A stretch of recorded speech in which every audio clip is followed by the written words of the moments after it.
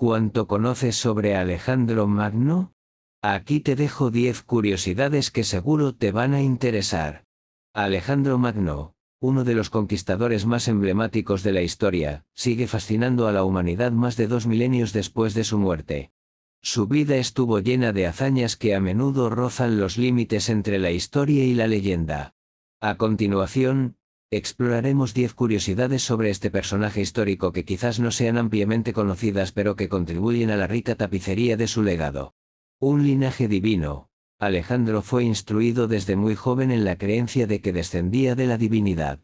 Su madre, Olimpia, afirmaba que él era hijo de Zeus, el máximo dios del Olimpo, lo que le confería un estatus casi sobrenatural. Esta creencia en su origen divino no solo influiría en la percepción que Alejandro tenía de sí mismo, sino también en la forma en que sus tropas y enemigos lo veían. Educado por Aristóteles, desde los 13 años, Alejandro fue alumno de Aristóteles, uno de los filósofos más importantes de la antigüedad. Durante su tutela, Alejandro aprendió sobre una variedad de temas, desde la medicina hasta la filosofía y la ciencia política. Esta educación no solo moldeó su táctica y estrategia militar, sino también su visión del mundo y su tratamiento de las culturas conquistadas. Un caballo como ningún otro, Bucéfalo fue el legendario caballo de Alejandro, conocido por su fuerza, velocidad y, sobre todo, por la inquebrantable lealtad hacia su amo. La leyenda cuenta que Alejandro fue el único capaz de domar al indómito Bucéfalo, un acto que impresionó tanto a su padre, el rey Filipo II, que exclamó: «Busca un reino que sea digno de ti, pues Macedonia es demasiado pequeña para ti». Un estilo de combate innovador. Alejandro es a menudo acreditado por la utilización de la formación de falange, una técnica que revolucionó la guerra en su época. Su habilidad para innovar y adaptar estrategias militares le permitió conquistar territorios que se extendían desde Grecia hasta el norte de la India. Una ciudad en cada parada. Alejandro tenía la costumbre de fundar ciudades en los lugares que conquistaba, muchas de las cuales llevaban su nombre, como Alejandría en Egipto. Estas ciudades se convertirían en centros de intercambio cultural y difusión del helenismo, ampliando el legado de Alejandro más allá de sus conquistas militares. Un matrimonio político y multicultural. En un gesto de unificación y política, Alejandro se casó con Roxana, una princesa de Bactria, en Asia Central. Esta unión fue significativa no solo políticamente, sino también culturalmente, ya que simbolizaba la fusión de las culturas griega y persa. Un hombre de lágrimas. A pesar de su imagen de guerrero invencible, Alejandro era conocido por mostrar abiertamente sus emociones. Lloró cuando murió su amigo y compañero de armas, Hefestión, y se dice que también lloró al llegar a la India, no por la alegría de la conquista, sino por la tristeza de pensar que no había más mundos que conquistar. La preservación de un enemigo. Alejandro mostró un respeto inusual por su enemigo vencido, Darío III de Persia. Después de la muerte de Darío, Alejandro persiguió a los asesinos del rey persa y les dio un castigo severo, un gesto que era raro en esa época y habla de su sentido de honor y justicia. La muerte de un misterio. La causa de la muerte de Alejandro a los 32 años sigue siendo un misterio. Algunas teorías sugieren envenenamiento, mientras que otras indican enfermedades como la malaria o la fiebre tifoidea. Su muerte prematura dejó un imperio sin líder claro, lo que llevó a su eventual división y caída. Un cuerpo sin reposo final. El último de los misterios que rodean a Alejandro es el paradero de su cuerpo. A pesar de ser enterrado inicialmente en un mausoleo en Alejandría, su tumba fue perdida en la historia. La batalla de Termópilas, una de las batallas más célebres de la antigüedad. En el corazón de la historia antigua yace un relato de valentía, estrategia y sacrificio supremo, la batalla de Termópilas.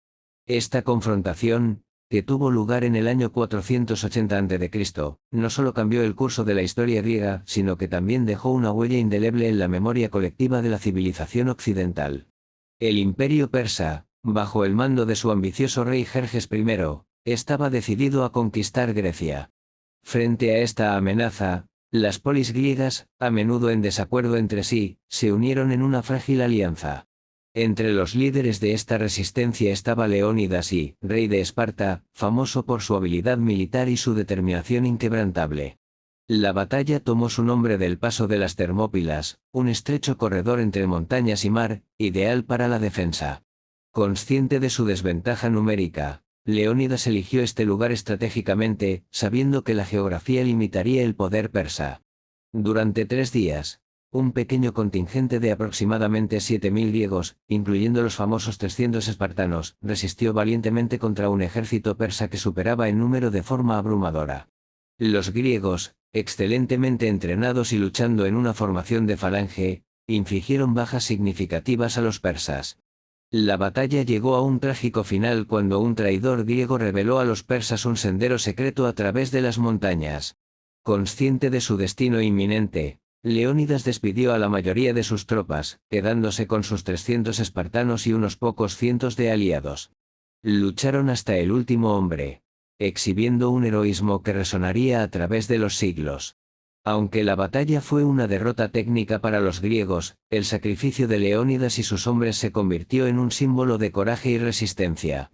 Esta valiente defensa galvanizó a las ciudades-estado griegas, llevándolas a victorias decisivas en Salamina y Platea, asegurando finalmente la supervivencia de la Grecia independiente.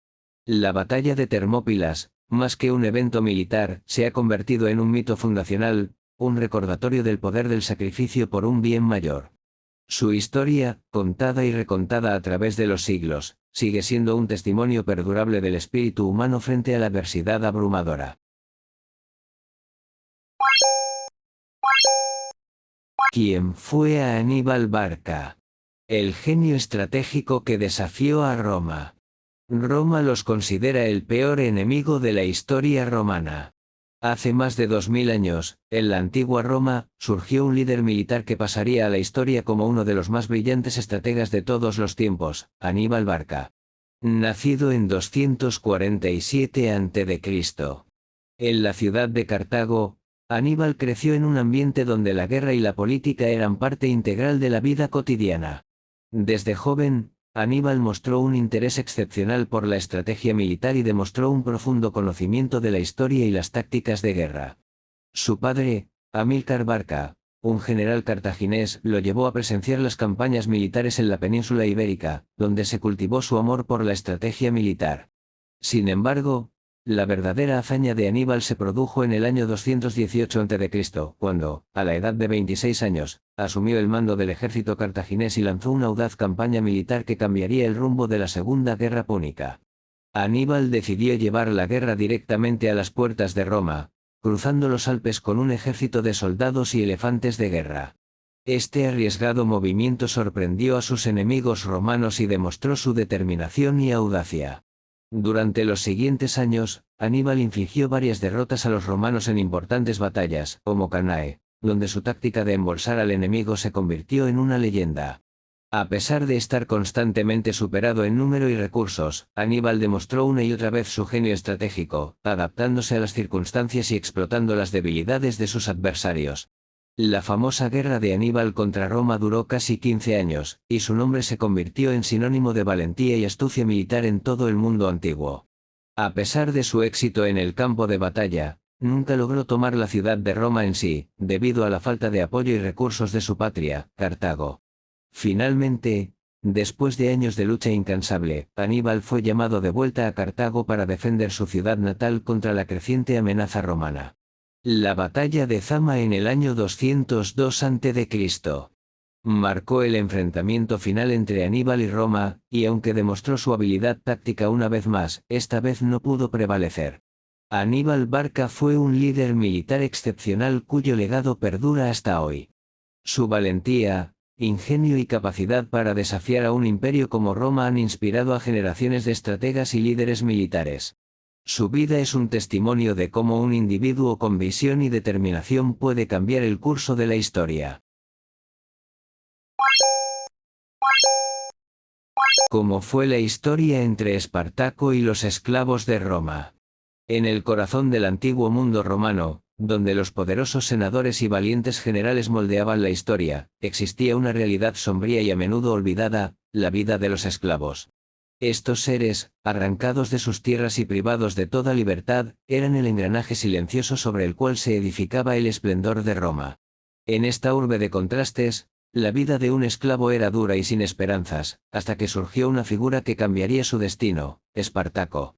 La historia de Espartaco es una de valentía y desesperación, un relato que comienza en las escarpadas montañas de Tracia, donde nació como un hombre libre. Sin embargo, el destino lo llevó a convertirse en soldado, prisionero y finalmente, esclavo en Roma. Su vida dio un giro cuando fue vendido a una escuela de gladiadores en Capua, un destino cruel que sin embargo, sembró la semilla de la rebelión. En el año 73 a.C., Espartaco, junto con cerca de 70 compañeros, ejecutó una audaz fuga.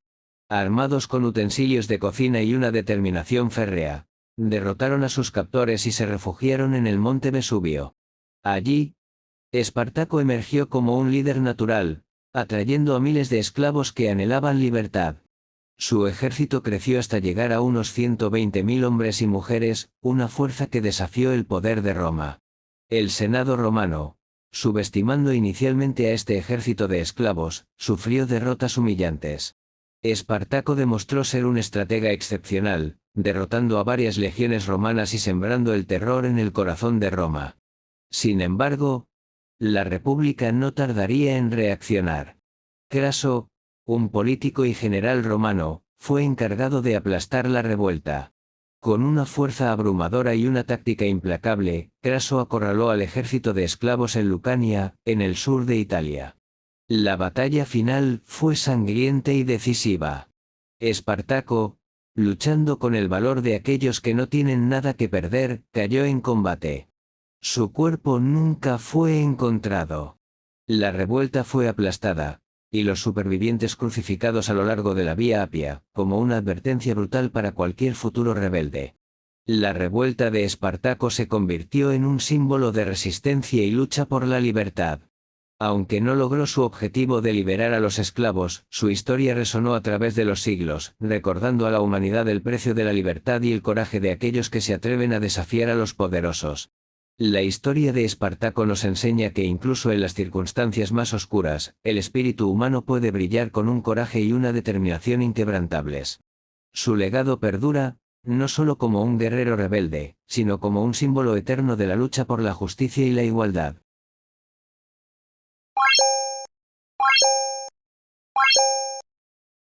¿Quién fue Tombris?